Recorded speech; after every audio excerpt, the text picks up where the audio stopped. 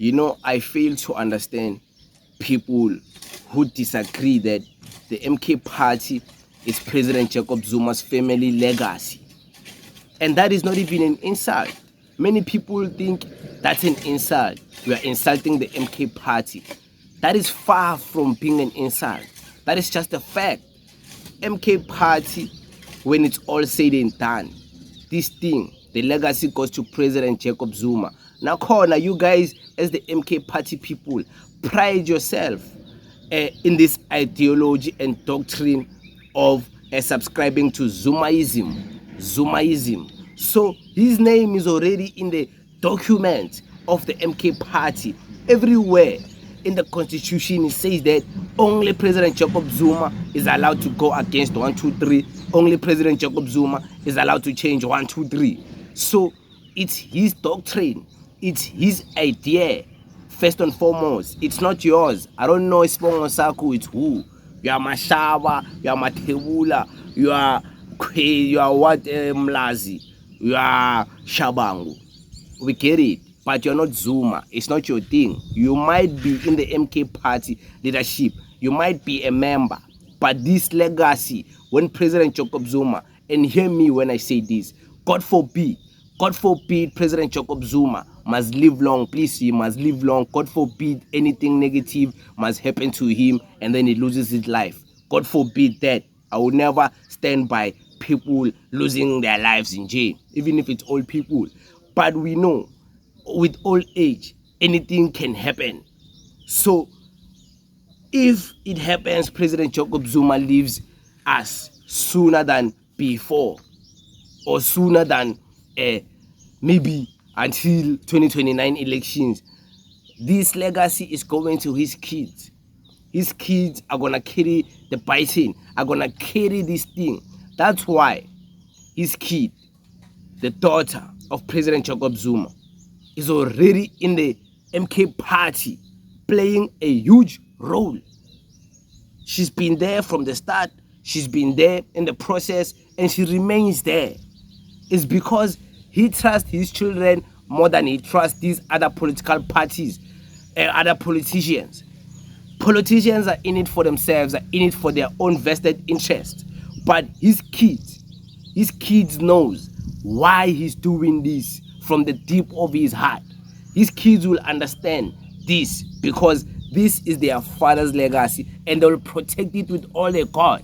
That's why his kids are educated. As much as you want to insult his kids, they are very educated. They are very well learned. They are very, they are ready to take this to the next level. So why is there an insult when we say this thing, the legacy is going to go to President Jacob Zuma and his family? We are not saying this thing, you guys are not part of it. You are part of it. But the credit will never go to your families, even all of those who are in the high command. When all is done, the history of MK party is written.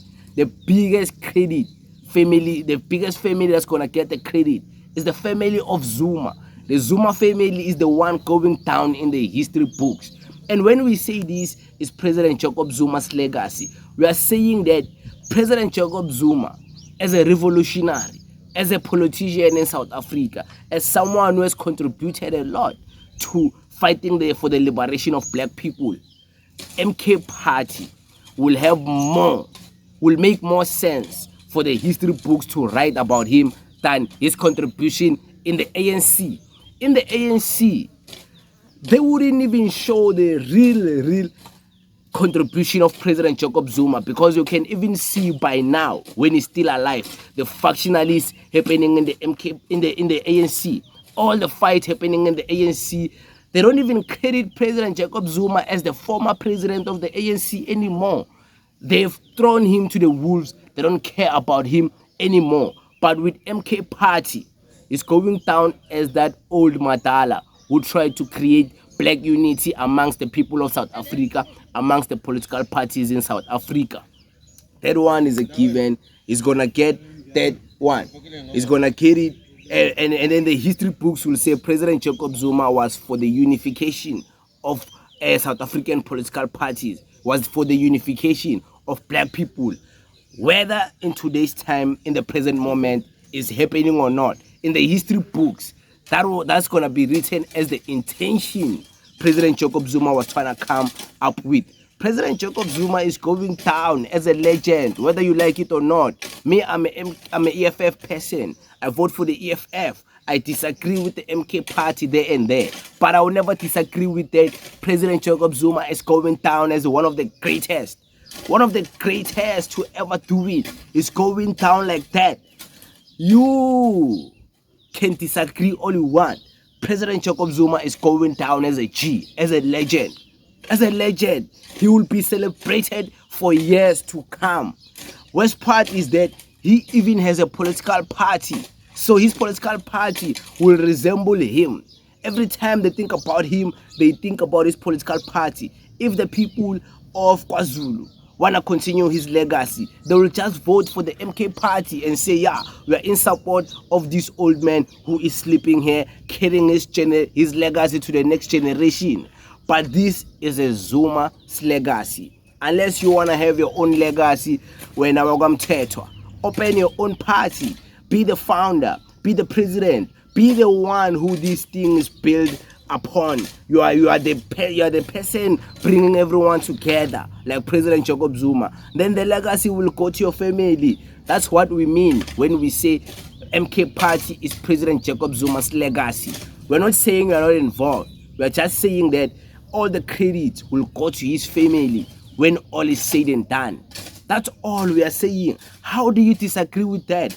Who else's legacy is this if this legacy is not for President Jacob Zuma's family and his kids? His kids are already involved. You can see kancane kancane bayangena abantwana bakhe, Tutuzile Zuma, Tutuzane Zuma, bayangena bayabizana into the MK party.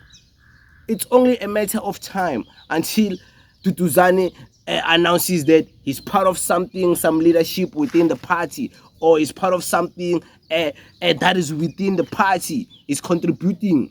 And nobody should disagree with that. Nobody should fight him. He's a grown man.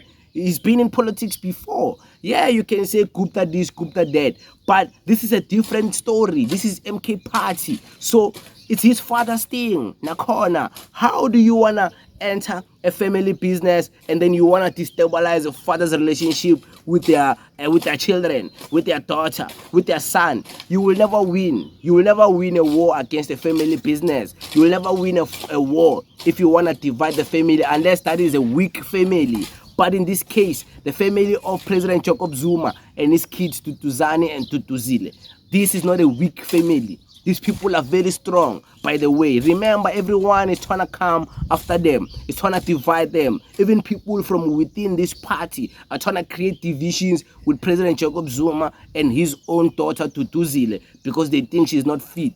And he's not allowing it, and Tutuzile is not allowing it. They remain unified. So this thing, this unification, this unity, it will continue. They will even unite more when President Jacob Zuma is no more. But God forbid, may the old man live longer. That's my opinion on this subject matter, because many people fail to understand. And I just hope I simplified it in the most simplest form. Thank you very much.